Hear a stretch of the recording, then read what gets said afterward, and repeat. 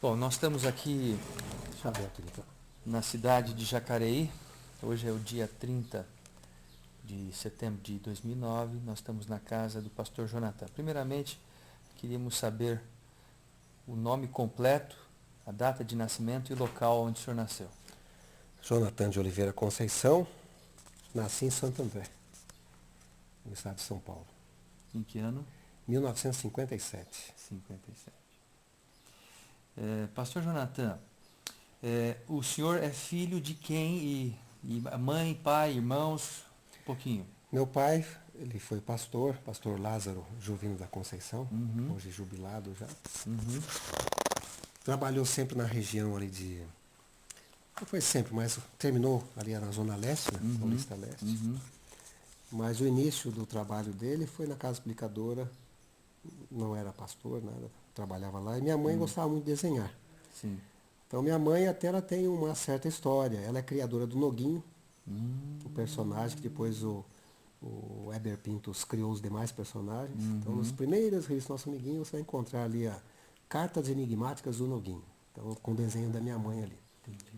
Depois ela desenhou para o SEI, o Centro de Evangelismo Ilustrado, durante bastante tempo aquelas historinhas em slides. E finalmente material de evangelismo infantil. Boa parte dos materiais que saíam do IASP ali, eram desenhos dela também. Entendi, tá. E de onde é que veio então essa tua paixão pela arte, pela imagem, pelo som? Quando é que começou a tua trajetória em busca dessas atividades assim? Quando é que de onde partiu isso? Bom, o primeiro contato que eu tive com uma câmera assim que me chamou a atenção, Hum, pelo menos na parte de filmagem, né, foi no IASP. Mas antes disso, nos meus 14 anos, o pastor Alcides Campolongo foi fazer uma série de conferências históricas lá em Votuporanga. uhum, Meu pai era, naquela época ele não era ordenado, era obreiro do local, hum, tomava conta da igreja. E eu comecei a ajudar o pastor Campo Longo. uhum, Passava os slides, montava os filmes para projetar e tudo mais. E ali eu tomei gosto por essa área, assim, né? Vendo os movimentos. O pastor uhum. Chirais esteve filmando lá o batismo, né? Olhei ali a filmadora que ele usava. Que época foi mesmo? Isso foi em 1969, 70, Ok. 71, essa época. Aí mudamos para São Paulo e eu continuei ajudando o pastor Alcides Campo Longo nas conferências. Então, lá nós viemos para Vila Alpina, onde teve uma série de conferências grandes ali no cinema. Uhum, Depois, Sapopemba, Vila Ema, vários obreiros participaram ali, na verdade eram estudantes de teologia que uhum, participavam, né? uhum, E aí eu fui para o colégio. Aí, lá no IASP, aí acabou um pouco isso, mas mesmo assim eu vi um americano que veio lá, era o professor Ellsworth Petit, uhum. e ele tinha uma câmera Super 8. E eu me encantei com a câmera, acabei comprando a câmera dele. E aí comecei a filmar em Super 8, Hum, filmezinho fininho, né? E aquilo eu mandava para ser revelado no Panamá ou no México, ele demorava para vir, era caro e uhum, tal. Eu filmava casamento para os outros, porque aí eu estava aprendendo enquanto estava filmando, né? uhum, Naquela uhum. época lá. Quando terminou o segundo grau, eu cheguei a pensar em fazer cinema. Mas eu falei, vou fazer cinema, sou adventista, o que eu vou fazer com cinema? Ninguém me orientou também, dizer, olha, você pode seguir a área de comunicação, uma outra área e tal. Aí eu decidi vir para o IAE. Hum, E lá no IAE eu decidi fazer enfermagem. Porque eu também gostava de ciência e tal. uhum, E aí fiz um ano, mas não gostei, não era a minha área. Bom, saí entendi. de novo, falei, vou fazer cinema. Mas de novo, o pensamento veio e tal, o que tem a ver com a igreja, não tem e tal. Uhum, Aí decidi fazer educação artística, que aí teria alguma coisa a ver com arte e tal. Mas sempre filmando com Super 8 para lá e uhum, para cá e tal. uhum, Já tinha, quando eu fiz faculdade de educação artística, eu troquei de filmadora, peguei uma filmadora um pouco mais moderna. Comecei a fazer algumas fotos para o SEI, slides, eu lembro que a gente fez uma série sobre saúde. Não era o melhor fotógrafo, mas andava fazendo as uhum, fotos lá, né? Aí depois de terminado antes de terminar a faculdade, eu fui dar aula. uhum, E aí comecei a dar aula no IAE, o IAE, o NASP Campus 1, que no uhum, tempo ainda era IAE, uhum, no conservatório. Eu gostava de mexer com violão e tal. Então o Williams era meu chefe, o Williams Costa Júnior. E naquele ano eu comecei a dar aula no Capão Redondo, hoje Colégio Ellen White. Ali, né? Sim. E nesse período eu dei aula além do UNASP, acabei em 78 eu passei a Obreiro, e aí dava aula no Capão Redondo, Vila das Belezas e Cotia. Fiquei até o ano de 80. Em 80 também dei aulas de religião no Capão Redondo. Uhum.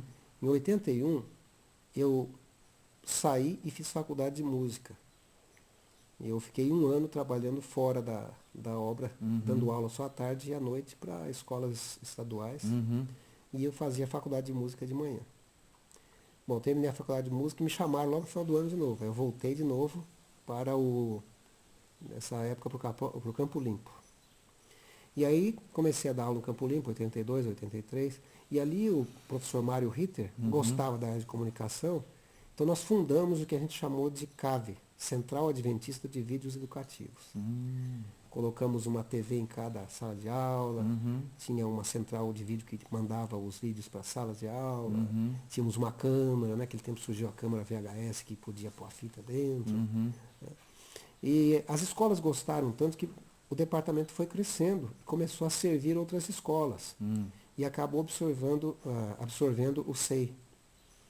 Só que antes de se tornar SEI, eu me tornei vice-diretor da escola do Campo Limpo. E aí eu acabei fazendo administração escolar. Bom, aí me tornei diretor da escola, e aí fui ser diretor na Escola Adventista da Alvorada, hoje Colégio Adventista da Alvorada. Mas aí administrava também o CAV, eram os dois. Além de diretor, o CAV. Quando eu saí em 89 me chamaram para a Voz da Profecia.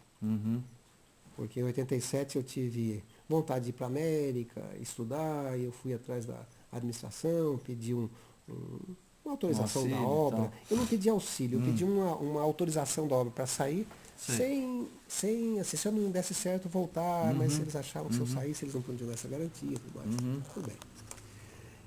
E com isso eu conversei com o pastor Irajá. Não fui buscar um chamado, eu fui perguntar para ele como funcionava, e aí eu conheci o estúdio de TV da Voz, pela primeira vez. Nessa época também a União Central, que ficava ali em Moema, tinha montado um estúdio enorme para televisão, que nunca funcionou, mas eles montaram, pensavam em pôr para funcionar, mas nunca funcionou, não deu certo. No IAE também tinha equipamento, a gente filmou várias coisas com o equipamento que eles tinham lá e tal, mas também não foi muito avante, nem sei onde estão as fitas que nós gravamos naquela época, acho que nem tem gravador mais que toca. Bom, em 89 fui para a Voz, aí comecei a trabalhar com televisão mesmo. No caso, no estúdio que a Voz tinha lá, foi inaugurado em 87 o estúdio, e em 89 eu fui para lá. E aí não saí mais. Né? Então ali eu produzi, eu editei, cheguei a participar de programas entrevistando, havia um programa chamado A Bíblia Fácil. Era um programa que passava no Pará. Então eu entrevistava o pastor num estilo parecido com o estilo Lições da Bíblia, assim, que eu perguntando e tal, né? E era uma espécie de curso bíblico, pastor lá em Belém. O pastor Irajá era o nosso diretor, ele tinha chegado em 81 na Voz da Profecia para montar o setor de televisão. De onde veio essa ideia de se montar a televisão brasileira? Partiu com quem? Olha, a ideia aconteceu o seguinte.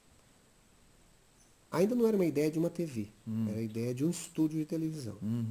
Então, isso em São Paulo ou no Rio? Não, lá em Curitiba. Curitiba. O Elon Garcia é um publicitário, gostava dessa área.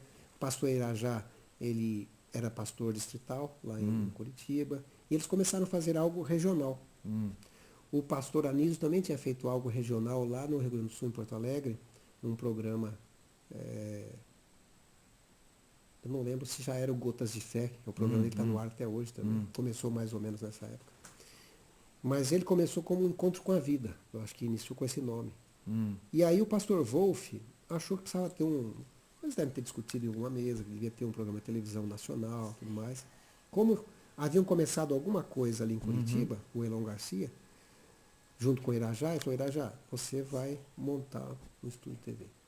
Aliás, foi a ideia do Elon. O Elon falou assim, vamos o Irajá. O pastor Irajá já tinha trabalhado no SEI, desenhava, tinha gosto pela arte e tal. E aí eles contrataram o pastor Irajá para vir para a Voz da Profecia, mas falou, então eu não saio de Curitiba não, porque eu preciso da ajuda do Elon nesse começo. Com isso começou na casa dele o estúdio. Então ele filmava, às vezes alugava o estúdio da TV local e fazia programas na TV local, ali, gravações ali. No início com vários pastores e doutores e psicólogos, que a ideia era mostrar que a igreja tinha pessoas de vários ramos, né? Em 87 foi montado o estúdio, numa casa, ali no bairro das Mercês, em Curitiba. E em 89 eu cheguei nesse estúdio. O pastor Irajá ainda estava lá.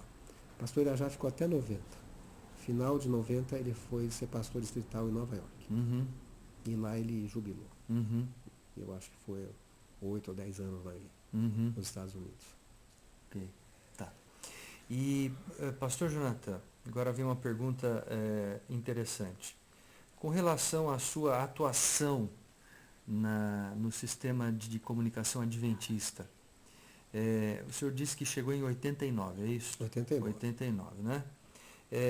Como que você consegue enxergar o desenvolvimento desse processo, desse segmento da igreja ao longo do tempo?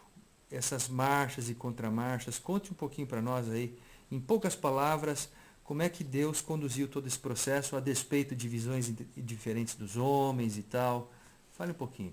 Eu acho interessante que sempre Deus usou, eu tenho ficado impressionado, que algumas pessoas têm sido usadas por Deus.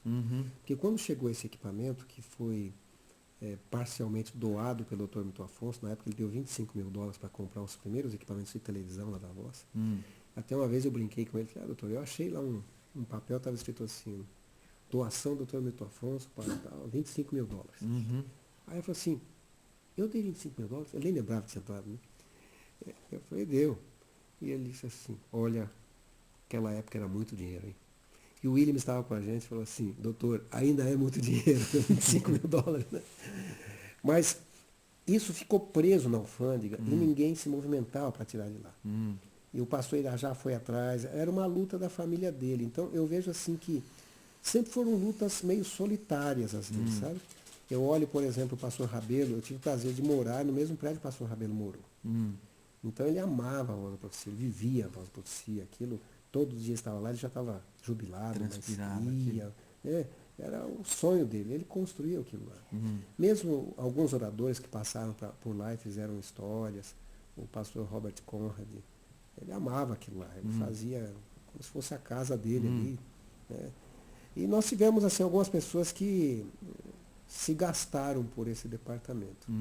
E com isso surgiu. Alguns, na verdade, não ficaram muito tempo, mas foram os que plantaram a semente.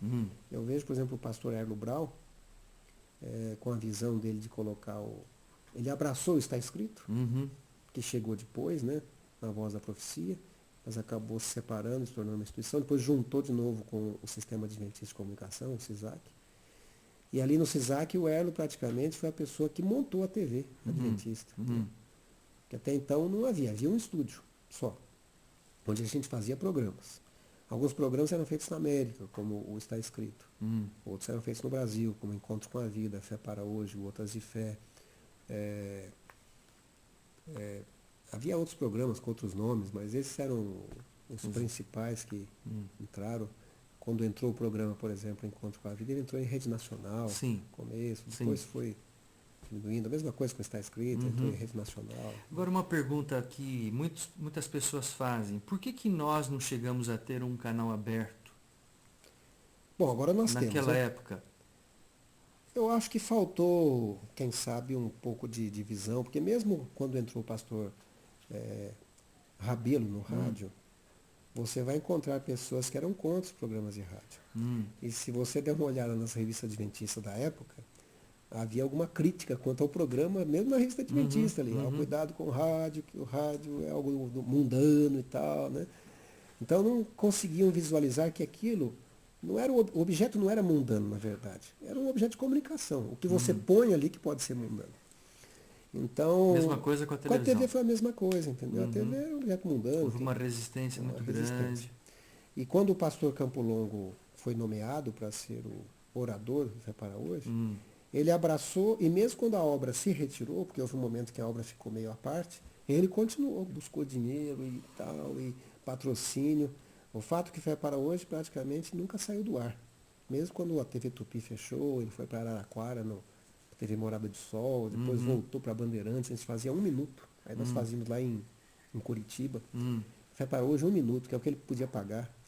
Aí depois cresceu, conseguiu o horário na Gazeta, e 15 minutos. Aí entrou na Gazeta, não saiu mais, né? Posteriormente o pastor Ronaldo Oliveira acabou assumindo junto com ele. E hoje tem um formato diferente, mas não saiu do ar. Até Por causa hoje. de uma pessoa, abraçou, né? E tal. Agora está o pastor Ronaldo, que abraçou aí também o projeto, né? Mesmo que o pastor Campo Longo venha descansar, tem que alguém abraçar, né? Com certeza. Porque algumas coisas os homens tentaram Impedir. impedir. A gente vê o Arauto do Rei várias vezes foi desmontado para ser montado de novo depois. Então várias vezes tentaram acabar com o Arauto do Rei e acabou se voltando de novo, né? Na América tanto fizeram que conseguiram, né? Na América não tem um Arauto do Rei. E eles acham que foi um erro ter acabado lá. Pelo menos as pessoas da época. Tá, e agora eu te pergunto, a igreja teria perdido ou não em ter um canal aberto de televisão? Eu acho que no começo também era uma coisa muito difícil. Não sei se o governo daria um canal aberto. Porque você vai ver canal aberto religioso, o primeiro deles com a Rede Vida, que era católico. E na verdade, a Rede Vida começou com um membro leigo católico lá em São José do Rio Preto. Ele comprou um canal, e no canal dele ele começou a exibir missa, começou a exibir coisas religiosas. E esse membro leigo, católico, é que abriu espaço para a TV católica. Então, na verdade, nem foi a igreja católica assim que entrou e falou, quero ter uma TV religiosa. Mas foi um membro leigo católico. E a igreja não tinha despertado para isso, mas não era só a igreja adventista, né? Todas as igrejas. Acho que houve assim algo de uma vez assim que as igrejas começaram a perceber o potencial da TV e começaram. Só que hoje não existe TV religiosa, existe TV educativa. Então, mesmo essas TVs que transmitem só programas religiosos, ela incorre num risco de perder a concessão. Porque não existe. O governo tolera, né? Está se passando, porque religião acaba sendo também instrução. Então, acaba se passando. Mesma coisa com as rádios? Mesma coisa com as rádios. Também é concessão do governo. Então, agora a rádio, eu acho que a gente perdeu um pouco de ter começado antes, né? E ainda estamos muito atrasados com rádio. Entendi. A gente chegou numa época agora é muito caro tudo e tal. Sai. E às vezes alguém tem medo de focar em cima de uma coisa. Então eu vejo, por exemplo, o início das rádios adventistas ali em Vitória, aliás, em Afonso Cláudio foi a primeira, depois em Vitória, também como iniciativa de um pastor. Entendi. Pastor Alci lá que começou e lutou e acabou colocando as rádios. Aquilo contaminou no bom sentido, né? Ou influenciou, é a palavra certa, a outros colocarem. Mas teve campos, por exemplo, que tiveram rádios, que foram doadas pelo Dr. Milton e acabaram vendendo a rádio. Ou seja, não valorizaram aquilo que tinham na mão. Né? Pastor Jonathan, nos seus 20 anos de Voz da Profecia, né, nesse segmento, qual foi o momento assim mais marcante na tua experiência, a maior alegria que você teve durante a sua carreira nesses 20 anos? Como Voz da Profecia, foi ver algumas coisas que aconteceram e que me chamou bastante atenção. Um foi no cinquentenário da Voz. Nós tivemos um evento muito grande em todo o Brasil. Se vieram aqui o pastor HMS Richards Jr. Outro dia alguém perguntou o que é HMS, né? Harold Master. Não, HMS, Harold Master Sylvester Richards. E aí ele era uma pessoa maravilhosa, muito agradável e tal. E nós viajamos juntos com ele e o quarteto americano, o King's Herald.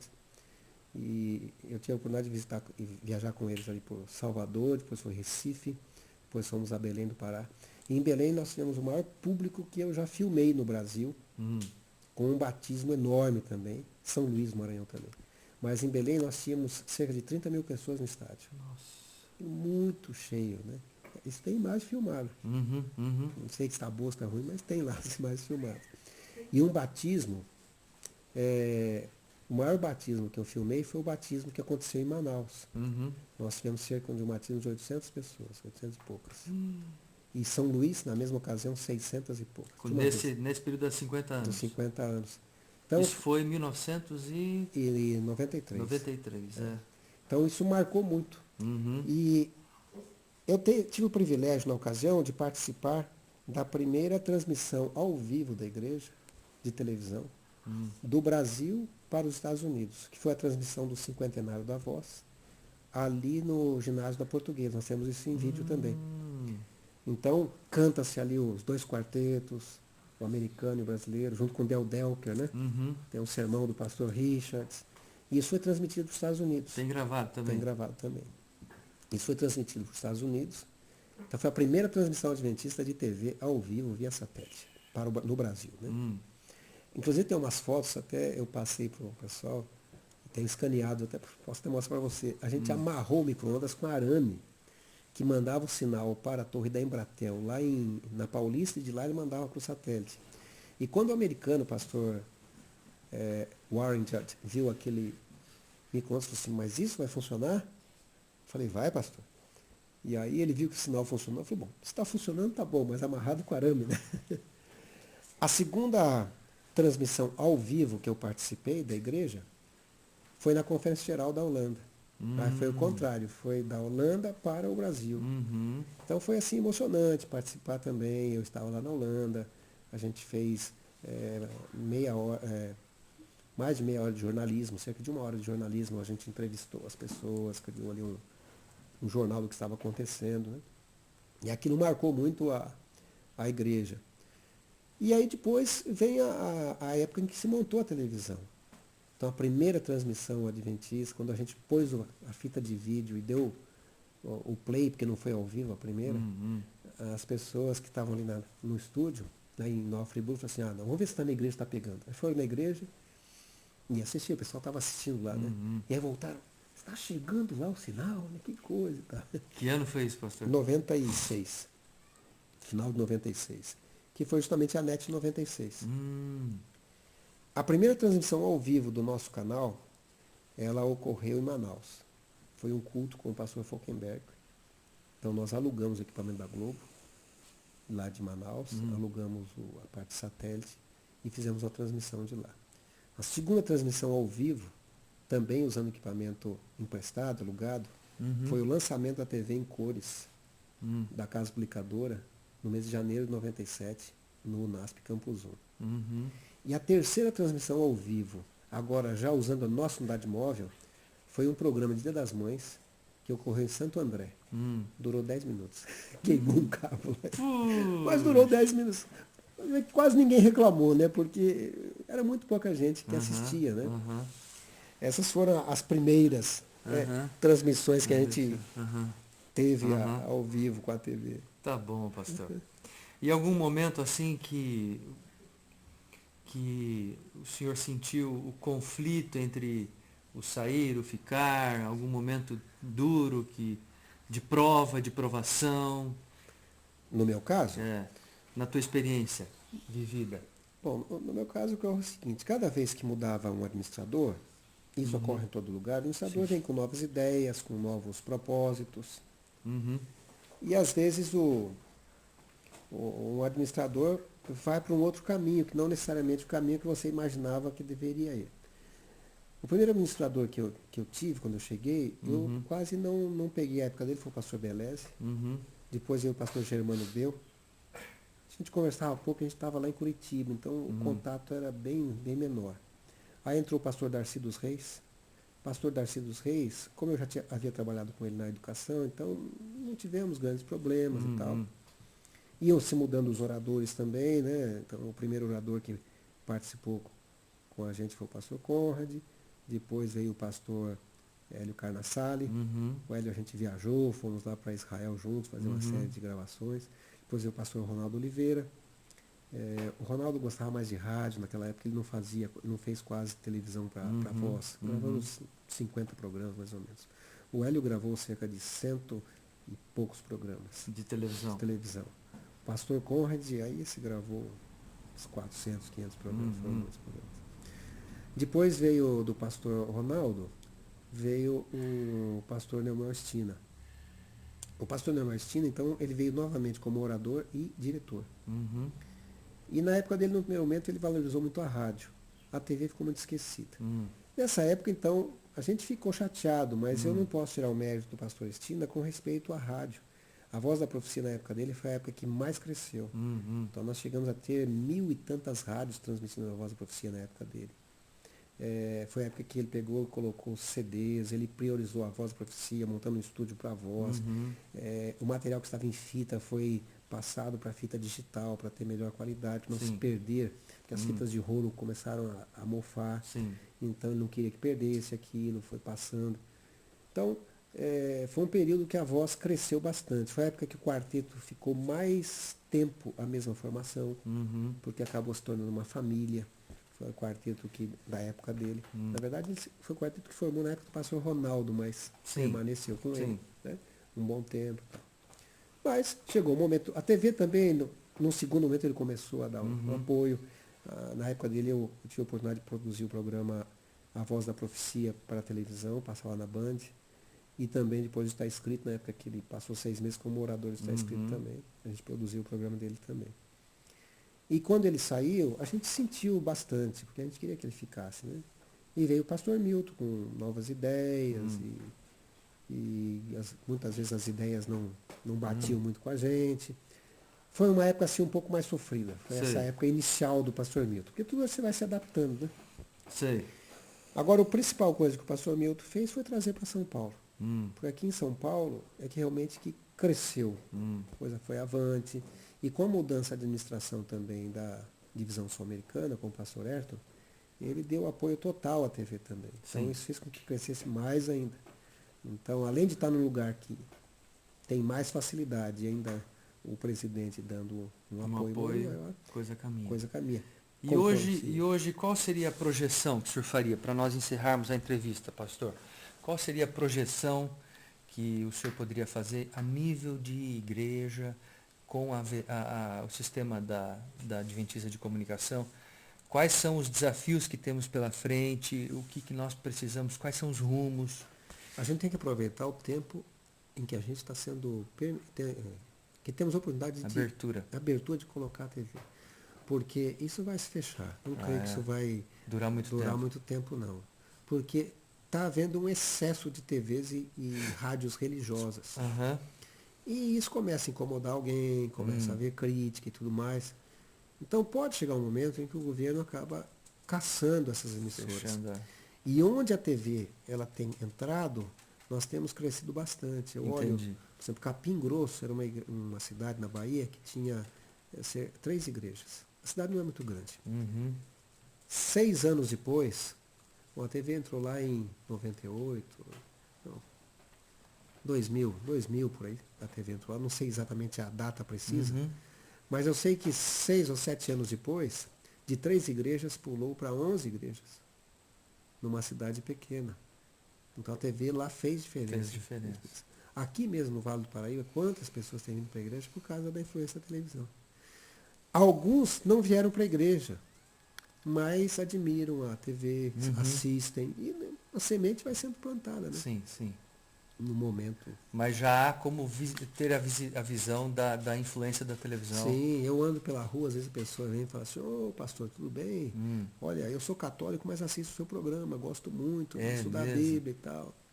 E aí, lembro de Isso pelo Brasil inteiro, não só aqui. Aonde tem TV aberta. Onde você não tem a TV aberta, então você percebe que os irmãos não sabem o que está acontecendo. Entendi.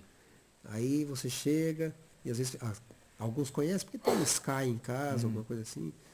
E aí fala assim, vocês conhecem a TV Novo Tempo? E aí, assim, não sabe, não conhece. Né?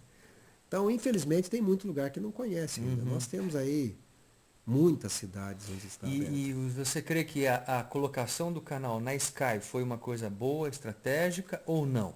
Foi. Na verdade, o ideal seria ter colocado no satélite brasileiro, só que as pessoas não têm ideia do custo disso, né? Então, por exemplo, no satélite brasileiro... Desses que tem os 30 canais? Isso, nos custaria cerca de 300 mil por mês. E teríamos ter uma fila de espera, que não tem espaço. Não. Então você teria que dar um dinheiro por fora, essa é a verdade, para conseguir algum espaço lá. Mas fulano conseguiu, ele deu algum dinheiro por fora. Porque não tem espaço. E na Sky o custo é um pouco mais... custo mais baixo. A Sky nós pagamos 180 mil por mês. E é caro também, né? E mesmo assim teve que ter toda uma conversa para conseguir colocar. Entendi. Não é assim também, eu vou pagar, vai ter direito. Não, não é assim também não. E seria mais para tentar atingir uma classe que tenha um poder aquisitivo um pouco maior e Uhum.